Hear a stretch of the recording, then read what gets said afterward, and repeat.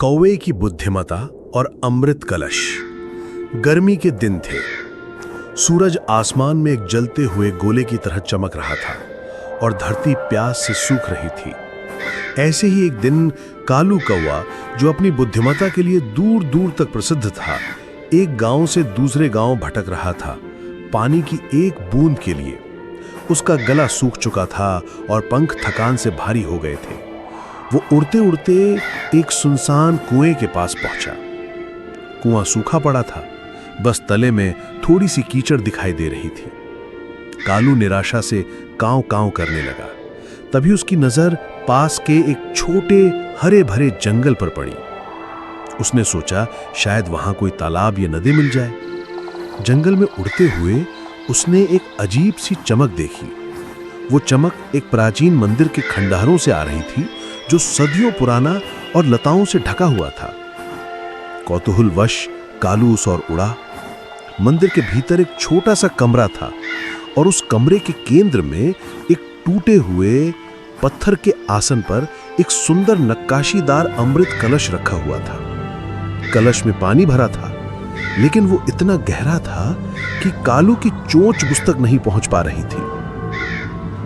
कालू ने चारों ओर देखा। वहां कुछ कंकड़ थे, लेकिन वो अमृत कलश में डालने के लिए बहुत छोटे थे। उसने एक लंबी सांस ली और सोचने लगा। उसकी आंखें जंगल में भटकने लगी। उसने देखा कि एक बूढ़ा विशाल बरगद का पेड़ खड़ा था, जिसकी जड़ें जमीन से ऊपर उठी हुई थी। कालू के दिमाग में एक विचार आया। वो बरगद के पेड़ के पास गया और अपनी नुकीली चोंच से एक सूखी टहनी तोड़ी। टहनी काफी लंबी थी, लेकिन अमृत कलश में डालने के लिए बहुत मोटी थी। उसने फिर से कोशिश की और एक पतली लेकिन मजबूत टहनी तोड़ने में सफल रहा। अब कालू के पास एक लंबी टहनी थी। वो अमृत कलश के पास आया और धीरे से टहनी को कलश के अंदर डाला। वो जानता था कि सीधे टहनी से पानी नहीं निकल पाएगा। उसने टहनी को कलश की दीवार से सटा कर रखा और फिर अपनी चोंच से उस टहनी को पकड़कर उसे धीरे धीरे नीचे की ओर धकेला। यह कठिन काम था। टहनी कभी सफल जाती, कभी ठीक से नहीं बैठती, लेकिन कालू ने हार नहीं मानी। वो अपनी बुद्धिमता का उपयोग कर रहा था। उसने सोचा, अगर मैं टहनी को कलश में डालकर उसे घुमाऊं तो शायद पानी ऊपर आ जाए। और यही उसने किया। उसने टहनी को कलश में डाला, उसे घुमाया, और जैसे जैसे वो टहनी को घुमाता गया, कलश के अंदर का पानी धीरे धीरे ऊपर उठने लगा। ये कोई जादू नहीं था, बल्कि टहनी के घुमाव के कारण उत्पन्न होने वाली छोटी छोटी लहरें थीं, जो पानी को ऊपर की ओर धकेल रही थीं। थोड़ी ही देर में पानी इतना ऊपर आ गया कि कालू अपनी चोंच से उसे पी सका।